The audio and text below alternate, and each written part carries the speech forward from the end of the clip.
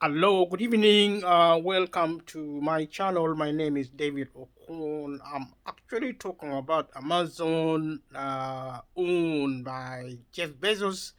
So, more or less, I'll be talking about Jeff Bezos in terms of Amazon and his business empire. And Amazon is now probably the biggest online trading empire on earth. Jeff Bezos is the epitome of capitalism. And I said in the other videos that in modern economy, we are seeing the selling away of the state to private owners in the world, and beginning from the USA, in Europe, and other parts of the world. And now we have actually discovered, or we are discovering, in the personality of Jeff Bezos in America, and also many multi-billionaires and rich people like him around the globe, that that is actually a reality happening. We are seeing the privatizing of the state, the privatizing of the government globally, uh, governments being privatized nationally and globally.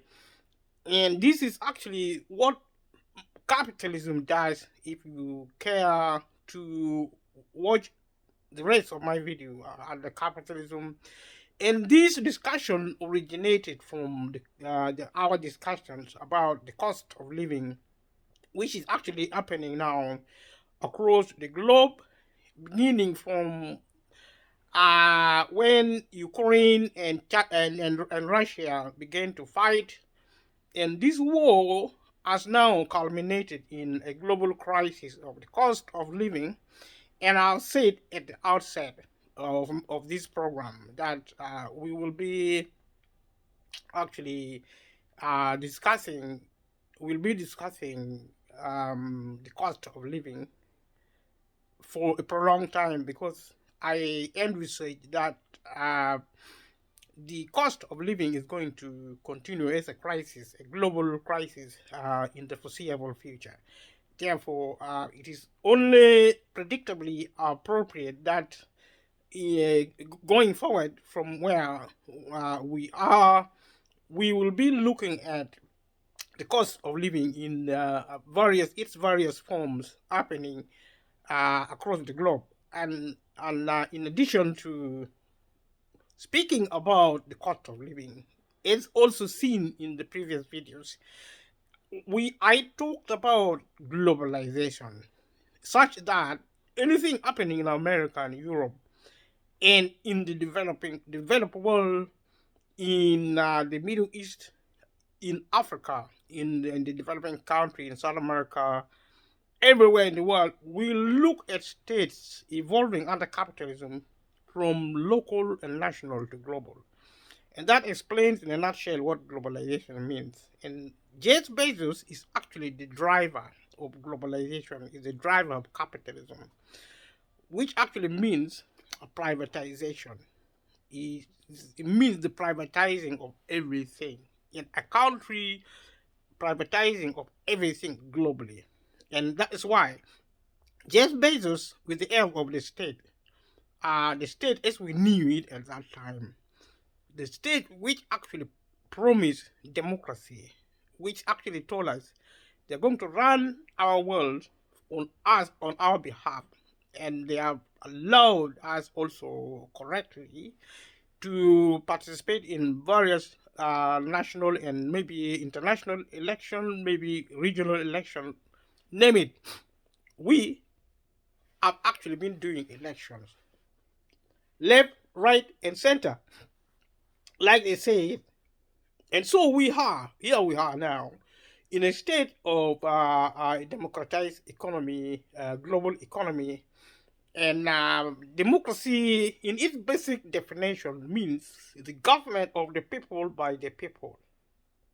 It means the people actually own the government. The people are actually referring to the many and not the few.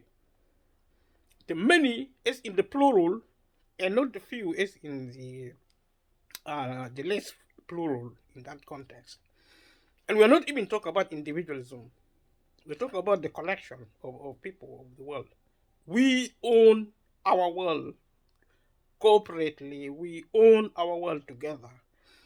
And this is actually antithetical to the conduct of capitalism under the directorship of men and women like Jeff Bezos. Jeff Bezos is an emperor of the global empire in the personality, in the commercial personality of Amazon and a whole host of other multi-million and multi-billion projects across the globe.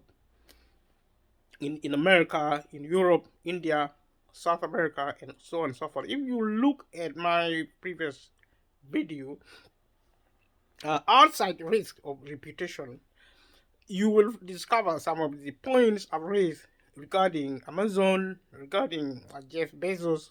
But this topic, although may appear is about Amazon, is actually about Jeff Bezos being a multi-billionaire, the third richest man in the world. And also, his studies, uh, looking at his story is actually relevant and quite important in discussing the cost of living, like I said before.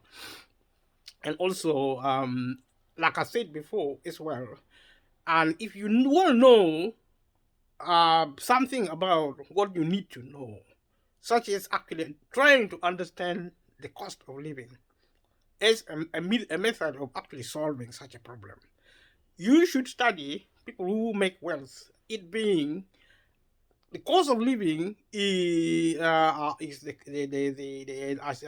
income, is an income and also poverty issue. If you are rich, like Jeff Bezos, you experience the cost of living differently. I am repeating what I said in the other videos, although this time I'm actually linking these statements with Jeff Bezos and Amazon. And this is a deliberate interjection to actually illustrate some of the points I've raised. Some of them are actually quite dramatic. Some of them are quite radical, to be honest, but they're true. The globe is actually here. Globalization is here. We have the global village. We have the making. We are in the making of the global citizenship, worlds without borders, which is a good vision, which is a good prospect involving actually good practices and capitalism and the freedom under the free system of democracy. However, having seen the rise of the individual who are actually have amassed immense power, economic power, financial strength, and we have seen the likes of Jeff Bezos emerging as the new emperors of the world, ruling over the world as private individuals, also buying off the state. This, to my mind, and also I believe to the minds of many, is that democracy has been sold off to individuals like Jeff Bezos. Simple as that. So we sold our world, we sold the state, we sold democracy away. So democracy is no longer there, it's gone. Because it's supposed to be our property, our inheritance, our cultural provenance. Democracy is supposed to be our cultural provenance, and our estate no longer is gone to Jeff Bezos. Jeff Bezos have bought democracy, have bought the state. He owns an empire, a business empire. He has political clout comparable to none. And he's not alone. He's working with a few good friends around the world, multi-billionaires who own their own empires. And they're now congregating in the community of emperors. The result is anyone's imagination. So what are they going to do? What are they going to buy? What are they going to sell?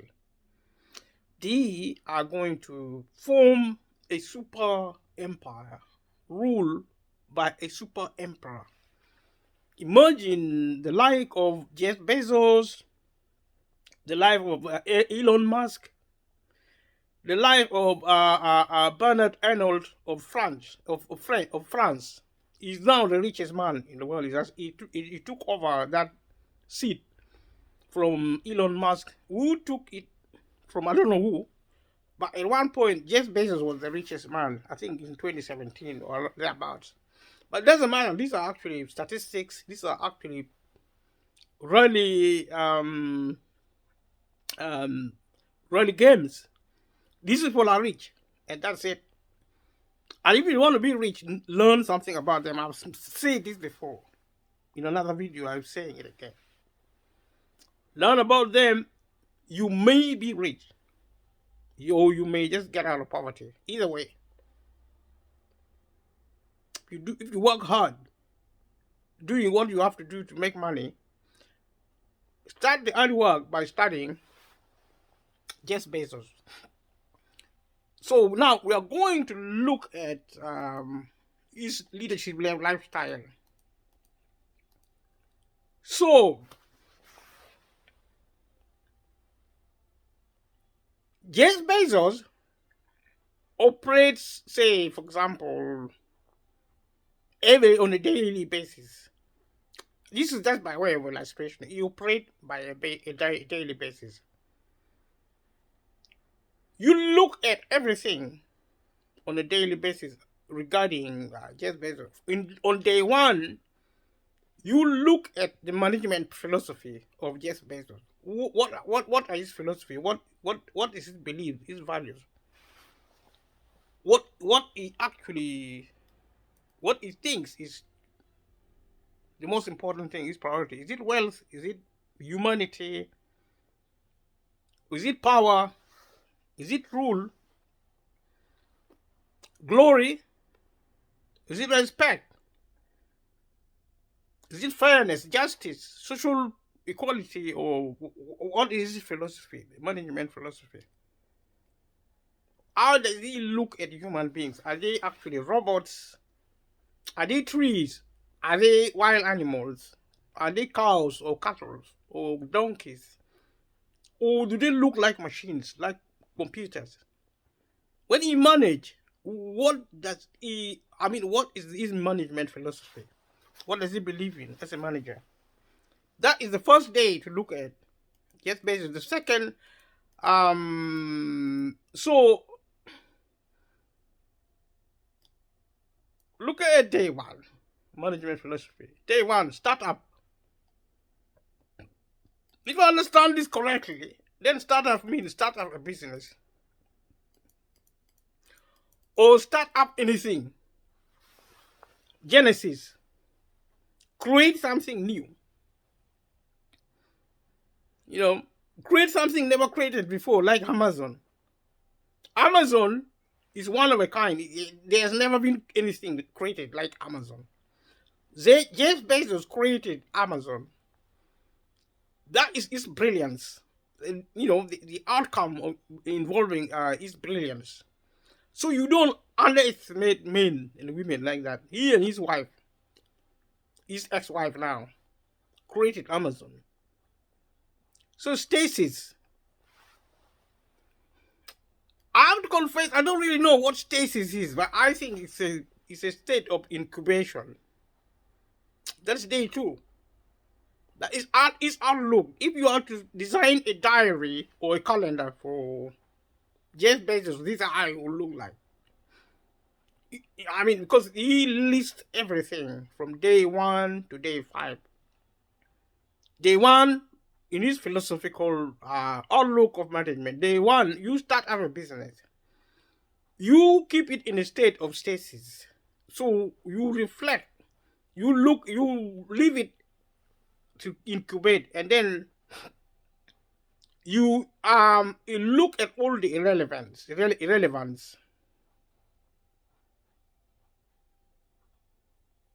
You re-examine the whole ethos, the old value framework. So day 3 is actually framed as irrelevance. Day 4, excruciating, painful decline. Day 5, death. So you talk about the cycle of life, the cycle of existence, the cycle of operation, the cycle of commotion, locomotion, travel, the cycle, everything has a start up. And there's a stasis, there's a relevance, excruciating. So Bezos stated, it is always day 1 to describe his growth mindset. So this is actually interpretation. His growth mindset, what does he think? What is attitude? This mental attitude. Positive, negative. So it's day 1. This is actually his philosophy of management. So day 1 is always day 1 to describe his growth mindset. Talk about growth. You set up a business. How is it going to grow? Bezos used what we call a regret minimization framework while he worked at DE Shaw and again during the early years of Amazon. Regret minimization framework. I don't know what that is.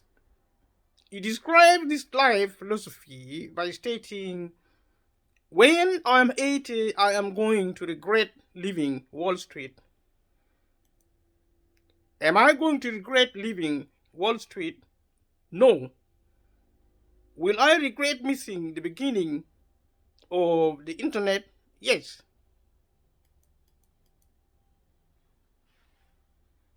He says, during the 1990s and early 2000s at Amazon, he was characterized as trying to quantify all aspects of running the company, often listing employees on spreadsheets and basing executive decisions on data.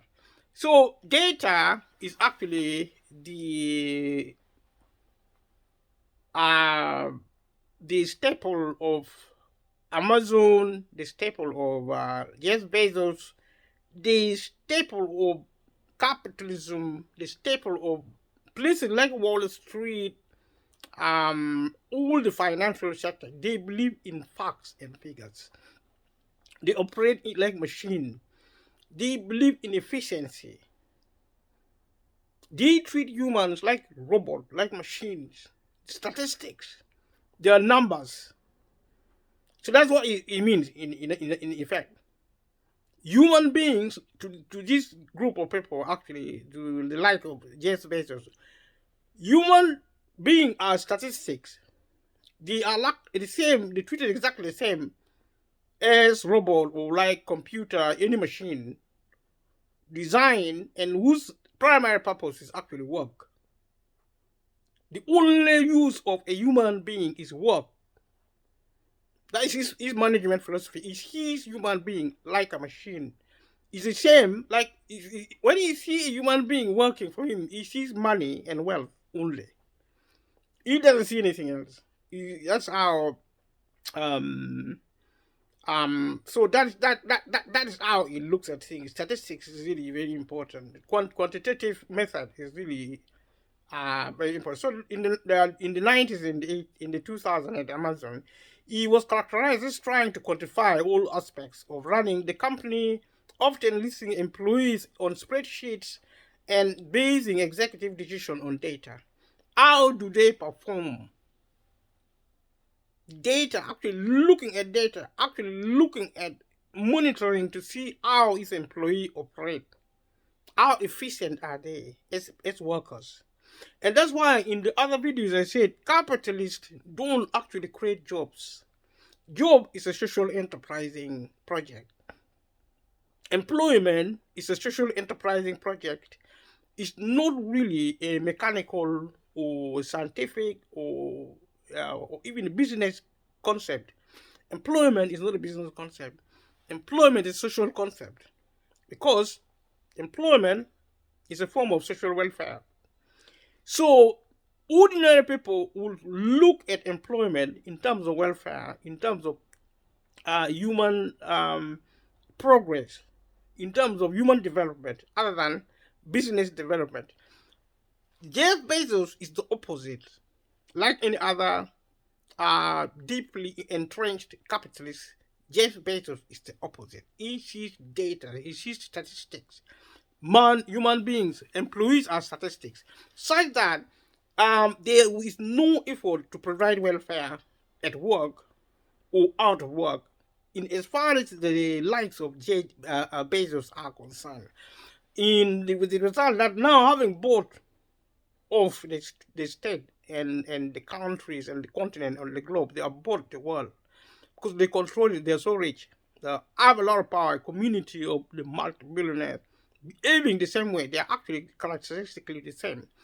They now run the world. So that means if you're no longer useful to them as an employee, as a tool of their capitalist, as a tool of capitalism, of making money, of creating wealth, and actually amassing more and more and more wealth, if you as a human being is no longer useful, you are going to be dumped in the pit. You're going to go into the pit.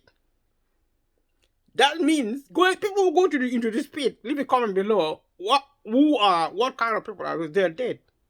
If you don't have money, if you cannot access food, if you cannot access drink, because you are no longer useful to the industry, the industry no longer want workers because they're using machine, for example.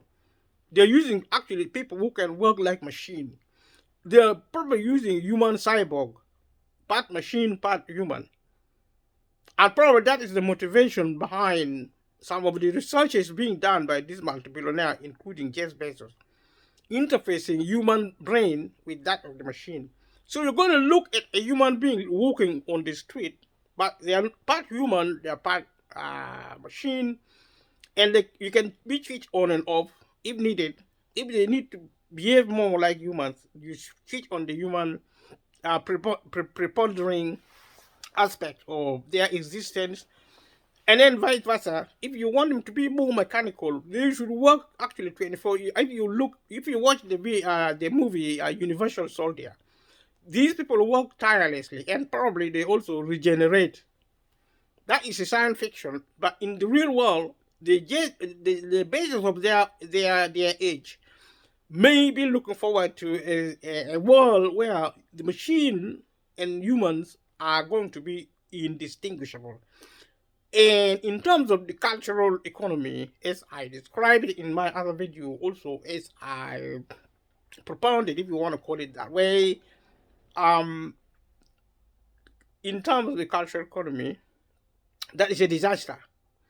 Because that is actually a sure way of bringing humanity into extinction, including Jeff Bezos, including the rich. If you play games with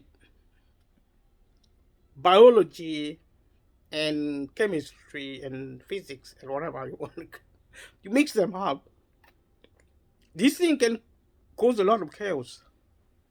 Human species, human as we know them, may go extinct, because if you walk on the street and you cannot tell which one is human, which one is a human machine individual who in terms of identity, in terms of their sense of culture, customs and values, are no longer humans.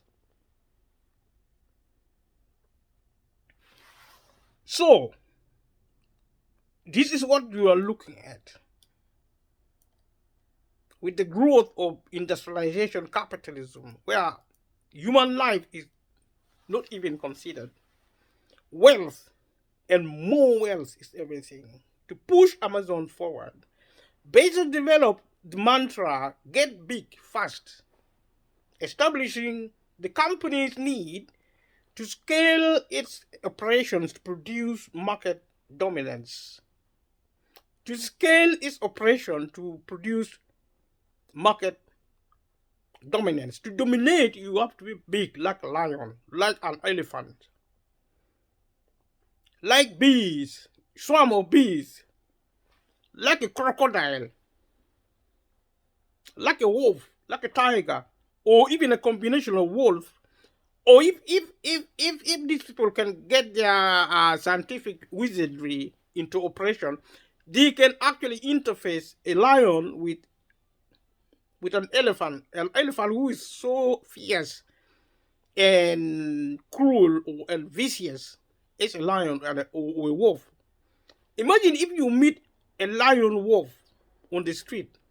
What is a lion? What, or even if you meet an elephant wolf, an elephant who actually has the attribute of a wolf, in addition to an elephant, as big as an elephant with so much power, but as vicious as a wolf. If you meet such a creature on the street, I don't know what you're going to do. You see, researchers and scientists can actually, potentially, they could actually create a creature looking like that. A lizard who look like a lion, a lizard actually the size of a lion, or even, let's say, a crocodile, the size of an elephant. So, size matters in under capitalism, because you see, capitalism means accumulation of wealth. I mean, if you pile something over and over, if you build it, it becomes so big. So get big fast. That is his mantra.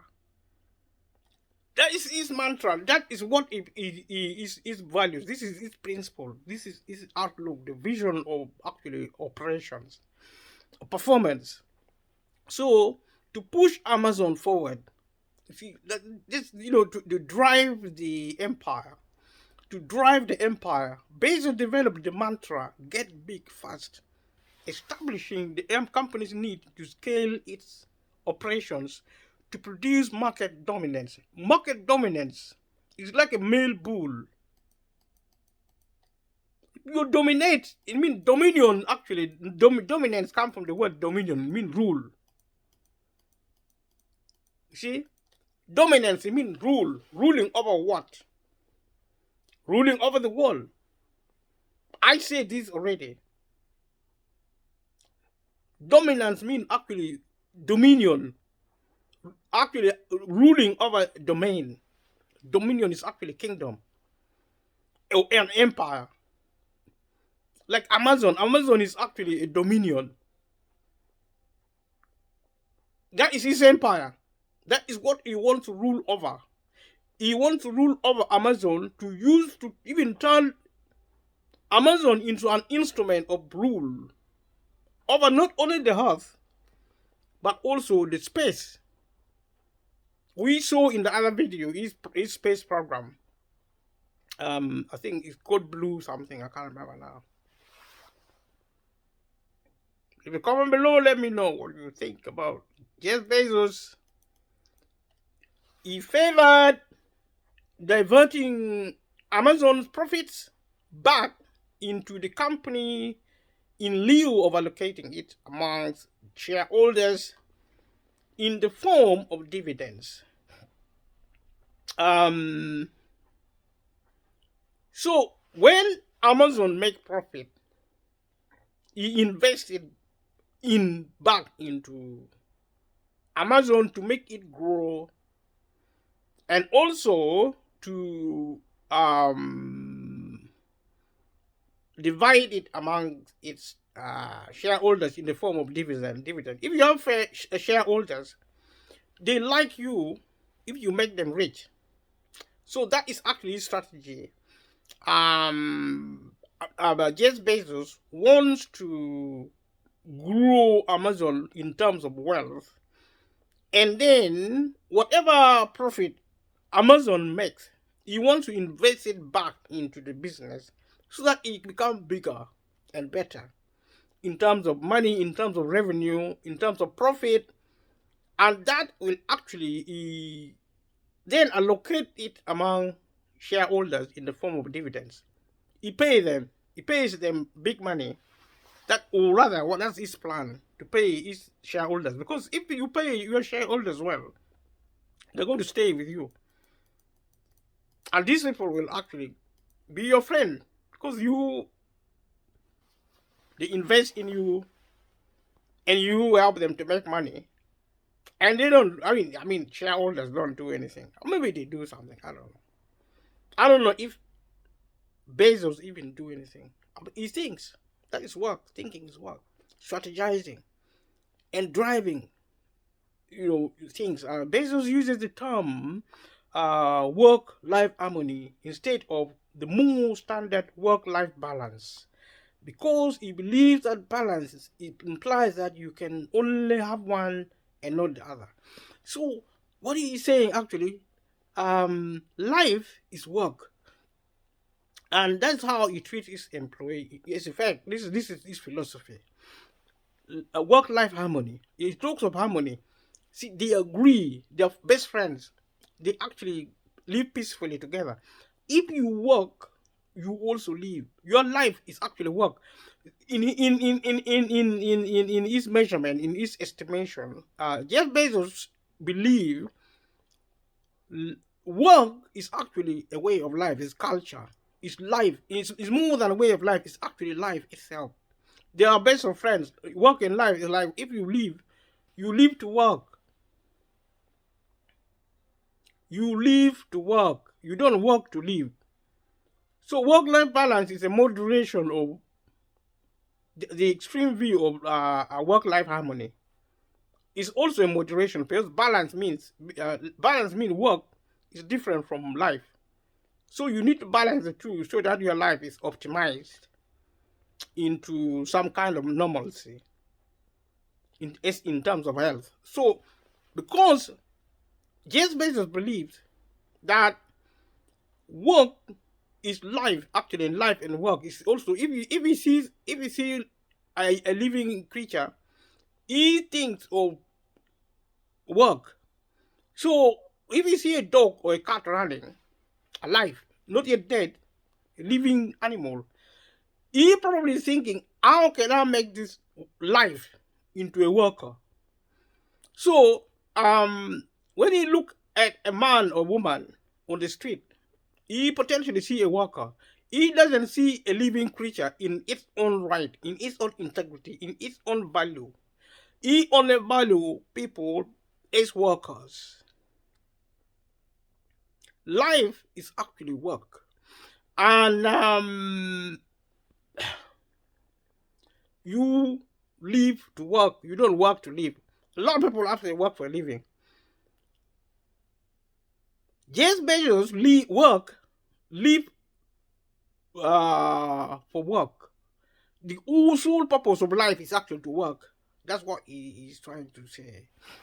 And if you see other information in which he is reported to have really, he has been known to, in report, he has been known to have actually portrayed the manner or the demeanor of one of the worst employers ever. And it's not surprising because of his philosophy. This is what his beliefs are. It's like a religion, like a religious doctrine or indoctrination. He honestly believes that people are actually created to work and nothing else. And as soon as somebody can no longer work, their value ceases.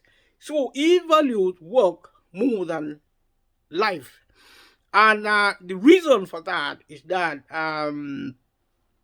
he believes the reason he really obsessed with work because work produces wealth. So his motive is actually wealth and money. And when he sees people, he sees money. I mean, if it was given to sell a human being, he would sell it and sell a person until he drops. Because he wants to make money from people. People are actually money and nothing else. People are not people, they are not humans, they are money. If you cannot make money for Jeff Bezos, you're out. And the bad news is that he has already bought the world. He owns the world. Together with fellow multimillionaires. They own the world. The few, about 5 to 10% are owning the world. They are ruthless. They only think of money. They don't think of people. And therefore, if you're lucky, you're going to survive under their dictatorship. Because emperors dictate. They tell you what to do, and you do it. If you don't do it, you are actually finished. Where are you going to get food? Where are you going to get energy? Where are you going to get housing? If you're sick, where are you going to get energy? If you are exposed, where are you going to get security? If you don't do as you're told, if you don't actually accept your status as a slave under the auspice or the auspices of capitalism, under the emperors, the likes of Jeff Bezos.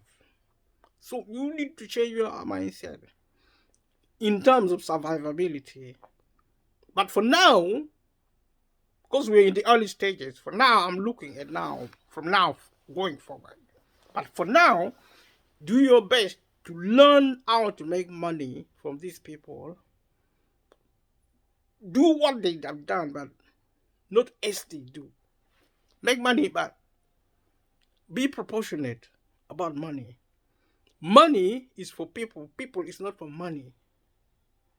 Get that in your head. Otherwise, suffer. Money is for people. People is not for money. Money is less important than people. A person is more important than money. Get that into your head. It's part of your cultural training. From me, in case you already didn't know, if you know, then join me to teach the world the meaning of culture. Respect yourself. Respect other people. Then you can respect property, including money and wealth. Because money is for people, people is not for money. Teach the likes of Jeff Bezos a lesson about culture. Commerce is for people. People are not for commerce. Capitalism is for people. People is not for capitalism. Rule is for people. People is not for rule. People rule themselves. They should rule themselves. It's called independence. It's called freedom. It's called harmony. It's called peace. That's what we need to do. That's what this video is about. Leave a comment below. Subscribe if you haven't subscribed. I'm not talking about prescription. I say subscribe if you haven't subscribed to this channel. Leave a comment below. Share the video if you haven't shared. Support this channel if you haven't. And God bless you too. And listen to the story of Jeff Bezos. If you like it, click like. If you don't like it, then make yourself a cup of tea or a cup of coffee and have a big smile and maybe go to sleep or something. Or just take a break. Because I think there's something to like about this video. If you look deeper, if you really appreciate what I'm talking about, you're going to like this video. If you don't like it, take a break. Take a deep breath. And put a big smile on your face. Like a cup of tea, a cup of coffee. Or just take a walk in the park. Go for a swim. Go and watch a movie. Visit a friend. Your family. Do something you like. And be happy. So, what do we say? He believes that work and home life, are interconnected, informing and calibrating each other. Now, like I said already, your home is where you come to rest, not to work. So now you have the habit of men and women like Jeff Bezos, who make people work at work and make you work from home. It's like 24/7. You have some employers now, as I speak. They can phone you at midnight. They can send you text messages at midnight. On Sundays, you have to read that message. If not, you're going to miss out on vital instruction involving your work. And if you miss it, if you don't actually respond to the message, you can get into trouble. You're a slave, remember? You're going to be fired. And where are you going to get money for food? The government is no longer giving benefit to people. The message is clear. Go to the government website. They will talk of help. But people don't know about help, so they don't get it. When they know about it, getting it is so complicated, they give up.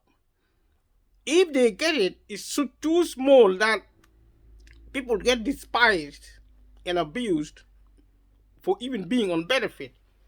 Because it's so little, it's actually a passport. It's actually, if you go and sign up to benefit, you're officially saying you are worthless, languishing in poverty. It's a ticket to poverty, and it's a deliberate policy by the state to give little benefits to people so that they feel like dogs, like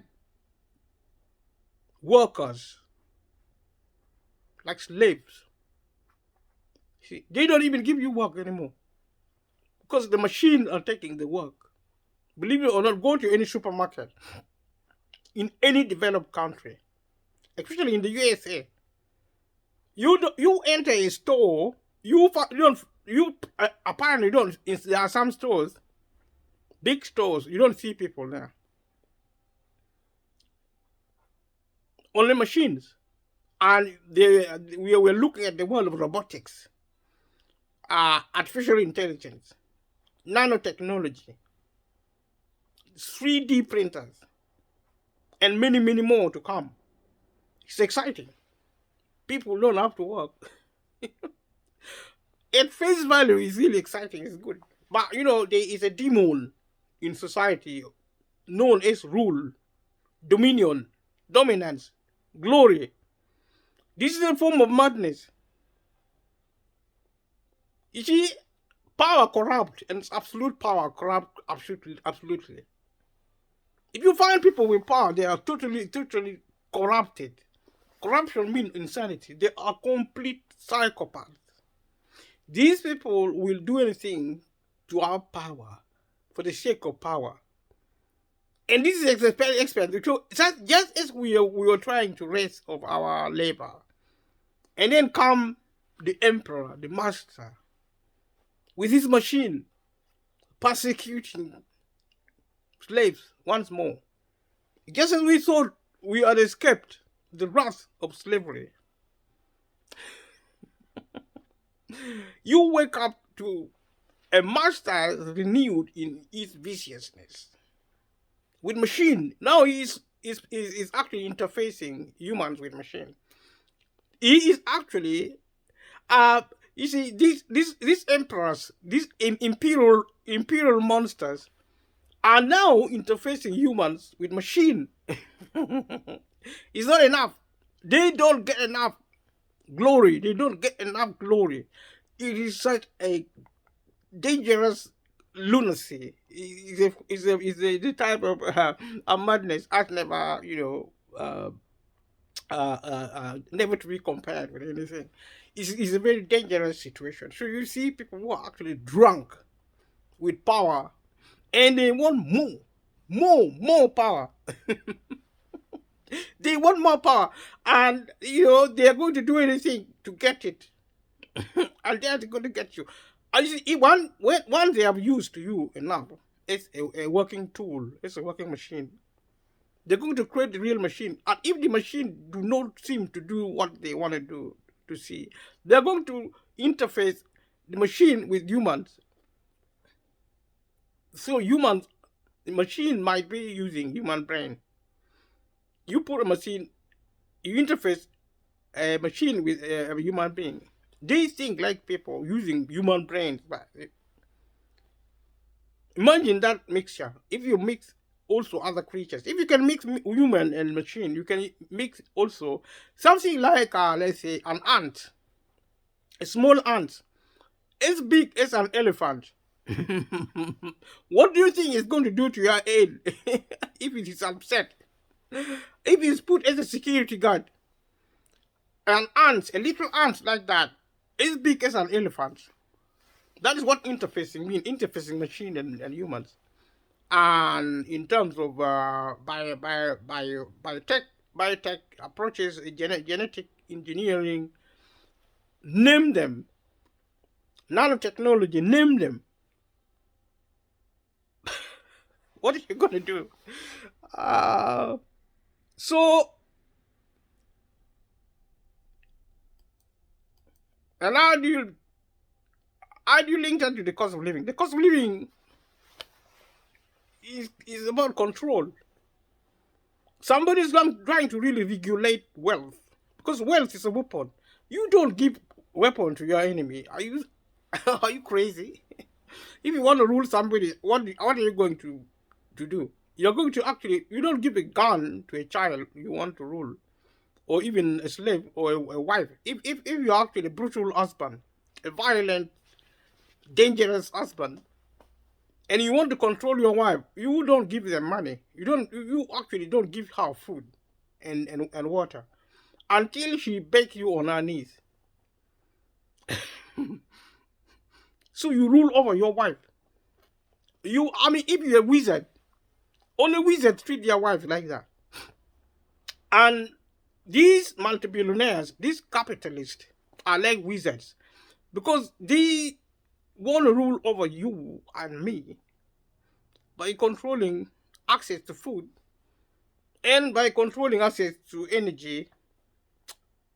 And money buys both. And if you actually pay less, if you maintain low pay, that's not how an employee works. You pay them low. You don't pay them at all, because whatever is left to take home is actually eaten away by taxation. If you buy food, that is tax. If you buy energy, that's tax, because those are necessities. If you buy medicine, it's tax. People don't really know they are paying tax all the time. If you pay for transport, public transport especially, if it is necessary for you to go to work, or if it is necessary even to go and see your family or travel abroad, taking a flight, if it is necessary to take a flight, and you have to pay for it and you work for a living, you are actually paying tax. Because you see, the same process, the same experience of paying for these basic necessities to a rich person is nothing, because they're so wealthy. They don't feel it. And if you get an economy class flying from here maybe to Africa, in Europe, that's a lot of money. It's you. By the time you actually step out of the airplane, you're poor. You're very, very poor. You're poor already when you entered into the flight, and you're very, very poor. That doesn't happen to rich people. That's why I say the cost of living is not really wealthy people don't really. The cost of living is irrelevant to them. It's just the poor. It's the poor, and the poor has been denied access to wealth. It doesn't matter how hard you work. And you see a lot of cruel politicians here in the UK. A lot of cruel servants. There are servants who are actually doing well in life. The so-called professionals, the clerks of the state, of the regencies. They call people lazy. It doesn't matter how hard you work. You work your head off. People work 3 to 4 days a week. The government calls them poor. They call them lazy. Lazy, you are lazy. You are so lazy. You are good for nothing. You are so lazy. That's why you're poor. It's a form of harassment. You're so lazy. That's why you don't have money. You're paid low, willfully, deliberately. The government actually has colluded with the multi-billionaires, multi-millionaires under the capitalist estate to persecute the poor, the many. See, they are colluded with the few to take over the world and rule over the world, rule over the many being ruled by the few. How disgusting is that? It's very, very disgusting. And there's nothing you're going to do about it. Do not waste your time to go to demonstrate. You're wasting your time.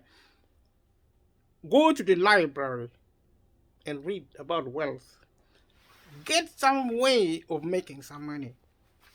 If you want to really survive, if you don't make money, you're going to be in serious trouble. Go and party as much as you like. Nobody is going to stop you from having fun. Cook, drink, if it is still there. I mean, don't die before your time. You do the best. I mean, enjoy yourself. Visit your friends.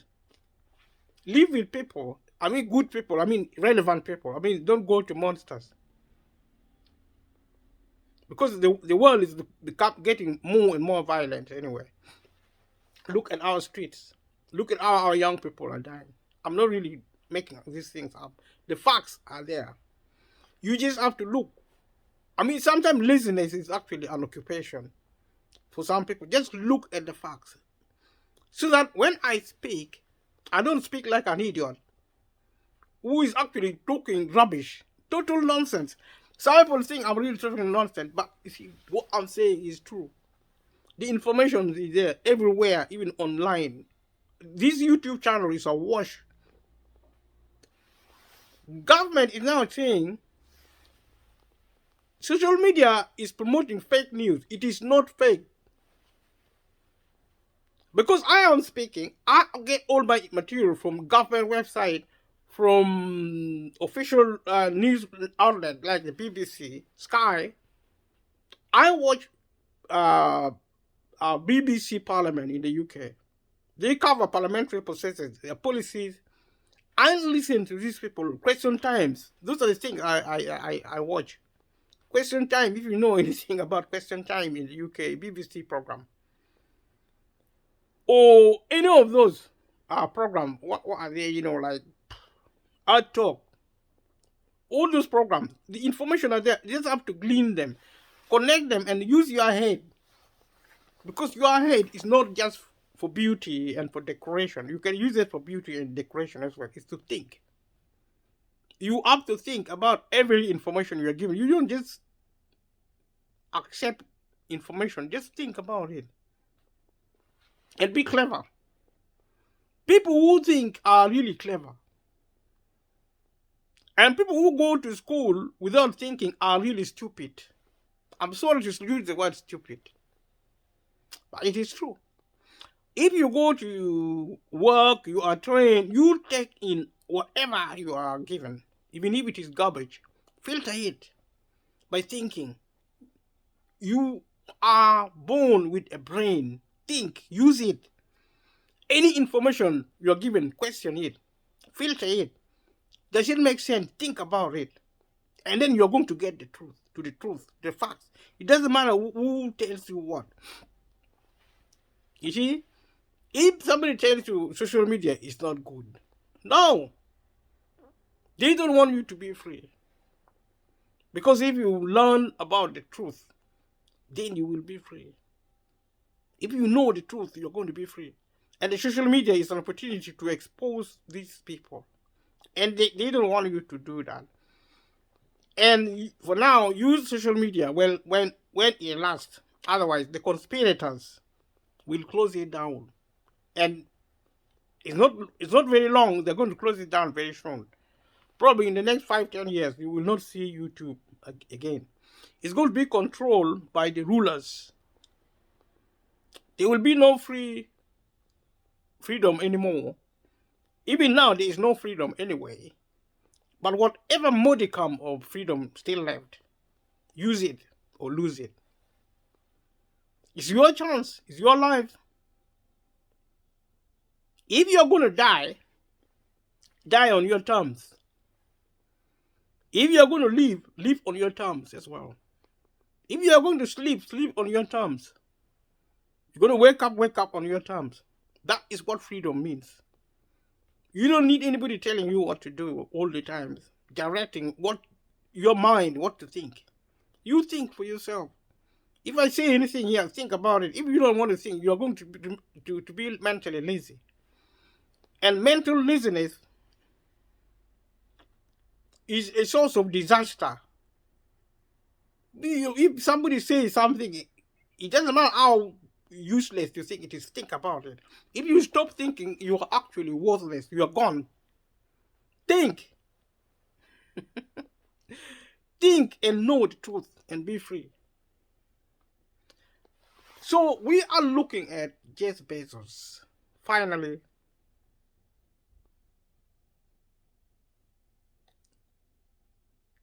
there's somebody called Walt Mossberg. He's a journalist. His name is Walt Mossberg. So he dubbed the idea that someone who cannot tolerate criticism or critique shouldn't do anything new or interesting. The Bezos principle. So journalist Walt Mossberg dubbed the idea that someone who cannot tolerate criticism or critique shouldn't do anything new or interesting. The Bezos principle. I don't understand what they're talking about. Leave a comment below if you do. But what I can only say is that it has to do with tolerance.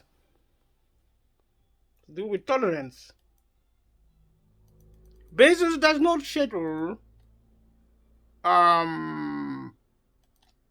Bezos does not schedule early morning meetings and enforces two pizza rule, a preference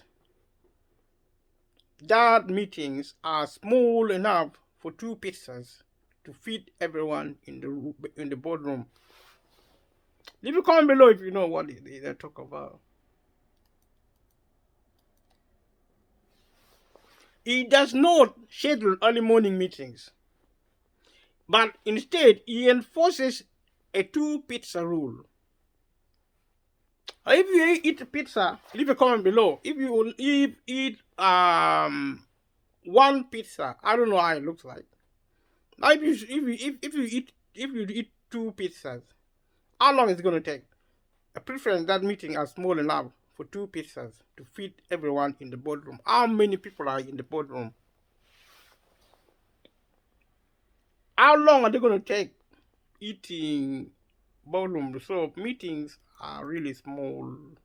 Shouldn't take a lot of time, actually. That is actually time management. That is also about efficiency. Because he regards meetings as being idleness. Meeting is a form of idleness. It's like eating 2 pizzas in a sitting, in a gathering. It's like doing nothing. It's waste of time, waste of money. Go to work. Stop doing meetings. Okay? So when interviewing candidates for jobs at Amazon, he has stated he considers there are three inquiries. Can he admire the person? Can the person raise the common standard? And under what circumstances could the person become exemplary? That is good. So 2 inquiries, 3 actually. When he's actually interviewing you for a job, he looks at qualities. Can he admire you? Are you rich? Can you create wealth? Are you a rich person? Potential. Have you got the potential for creating wealth? Or for even being rich? So so that he can admire you. Or are you fit for a king. Do you have the material of becoming an emperor of the future? Or you are going to be a dead dog by the roadside? I mean, why should you admire somebody like that? A dead dog by the roadside. So he's ambition. He's ambitious. And that's a good thing. He's ambitious. He wants ambitious people. When you talk about common standard, commoners, ordinariness, low status, low life, high life. I mean, who would want to associate with a low life? I mean, if you get a low life dating your daughter, you're going to be really upset. Some really poor vagabond, beggar on the street, messing around with your daughter or even dating your son. So, common standard, he doesn't like that. So, the question he asked, therefore, when trying to assess his candidate for recruitment, can he raise a common standard to an uncommon standard? If something is uncommon, its meaning is high standard, which is also good, if I may say so. Who would want common standard? I want uncommon standard, extraordinary, high standard, excellence, brilliance. That's what I want. So he is right. Under what circumstances could that person become exemplary, role model, a leader? People can copy him, like Jeff Bezos. I actually advise you to learn about Jeff Bezos because of his great wealth, without being contradicting. He creates wealth. If you're poor, learn about him, about wealth. How you use your wealth when you rich, or when you get out of poverty, because creating wealth is not necessarily going to make you rich, but potentially it can get you out of poverty, which is actually a first step to solving the problem, the cost of living. Remember, we are talking about the cost of living. It's a crisis. How do you solve it? You create wealth to get out of poverty and minimize or mitigate the incidence of the cost of living as a crisis. Or if you're lucky, you not only get out of poverty, but you actually enter into affluence. You become rich. And that's what you do, in my opinion. Leave a comment below and let me know what you think. In my opinion, studying Bezos is really relevant. Be an example of a student who studied greatness. Great people like Jeff Bezos. And don't be mistaken, he may be uneducated culturally, but he is not uneducated in terms of wealth creation. That's what you pick from him. And then pick something else from somewhere else, a cultural education, respecting people, which he doesn't. If you look at this evidence on this video and the other evidence from other places, the same theme recurs. And I'm already prejudiced coming to look at Jeff Bezos. I was already suspicious. I suspected something like that because I've been looking at the behavior of wealthy people for so long. They are the same. They have no respect for themselves. They have no respect for others. That is the rule. That means in the majority of cases, that is the rule. That is actually what happens. If you meet a multi-billionaire and multimillionaire who is respectful, is actually exceptional. So within every rule, we have exceptions. So within the rule of affluence and the ones I call emperors, the rulers, within their rule, they are arrogant, they are bigoted, they are ruthless, they are vicious. I'm not saying Jeff Bezos is that kind of person. But the allegations, that it is something resembling what I described. It's up to you to find out. It's up to him to find out. I mean, even rich people can discover themselves. He can go on a self-discovery journey. He can defend himself, but sometimes, you need to really look at after your life, because you see, I'm talking about happy people. If you're a bad person, you are going to be sad. Simple as that. Be good. Learn your culture. Respect yourself. Respect other people, and be happy. And it's good for the rich. It's good for the poor. If it's good enough for the poor, it's good enough for the rich. If it's good enough for the rich, it's good enough for the poor. Good enough for everyone, for everybody. So learn respect. Be culturally astute.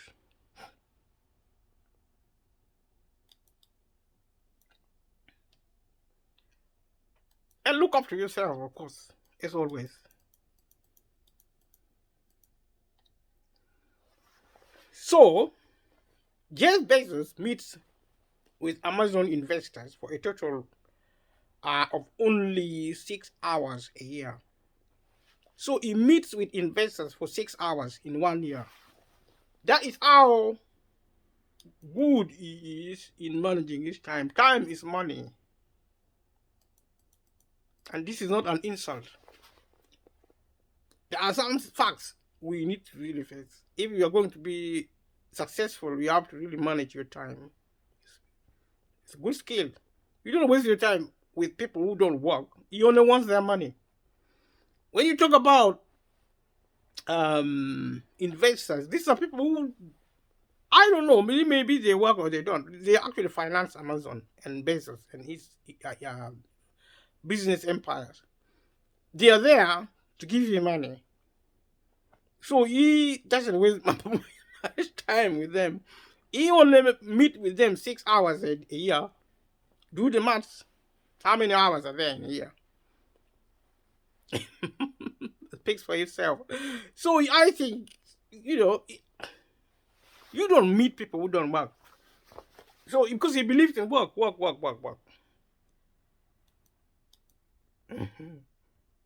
So that's what he does. Instead of using presentation slides, Bezos requires high-level employees to present information with 6-page narratives. So, time management, efficiency. So he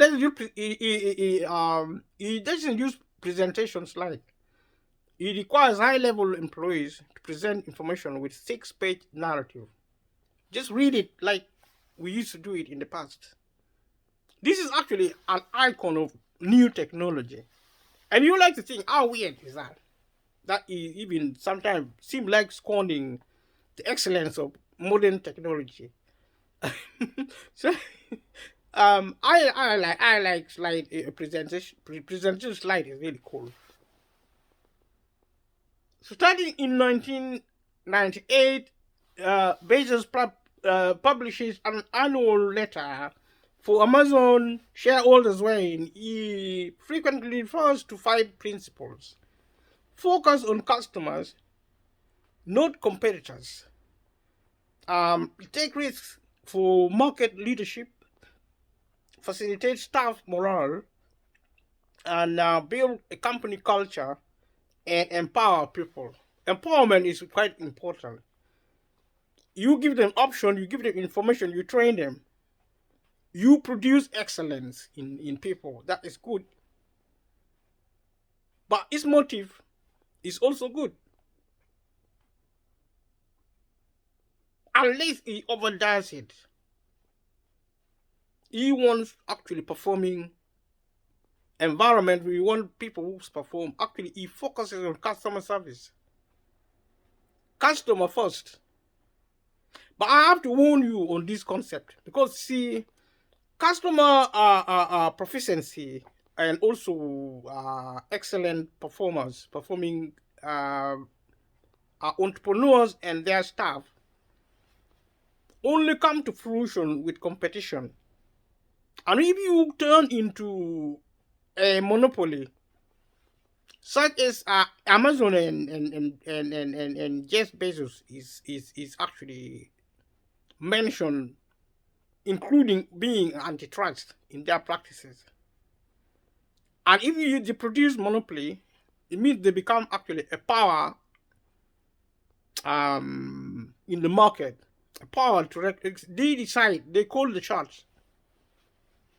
So the kind of customer they talk about probably is not an ordinary car customer. They're extraordinary customer. Maybe fellow multi-billionaire, people who can spend $1 billion on a product promoted by Amazon. I'm not really trying to be cynical, but I will say that Amazon